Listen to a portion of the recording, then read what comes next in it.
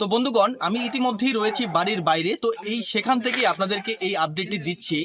তো ইতিমধ্যেই জনকল্যাণ শিবিরের যে সময়সীমা সেটা কিন্তু বাড়ানো হয়েছে। তো আপনারা সবাই জানেন যে গত 15 তারিখ, 16 তারিখ এবং আজকে এই 3 দিন সারা রাজ্য জুড়ে বিভিন্ন এলাকায় জনকল্যাণ শিবির অনুষ্ঠিত হয়েছে। তো ইতিমধ্যেই জনকল্যাণ শিবিরের যে অফিসিয়াল ওয়েবসাইট, সেই অফিসিয়াল ওয়েবসাইটে গেলে আপনারা দেখতে পারবেন এই ধরনের একটি পপ আপ নোটিফিকেশন, যেখানে বলা হয়েছে আগামীকাল অর্থাৎ 18/6/2026 তারিখেও কিন্তু সারা রাজ্য জুড়ে জনকল্যাণ শিবির অনুষ্ঠিত হচ্ছে এবং জনকল্যাণ শিবিরের জন্য সময়সীমা একদিন বাড়ানো হয়েছে।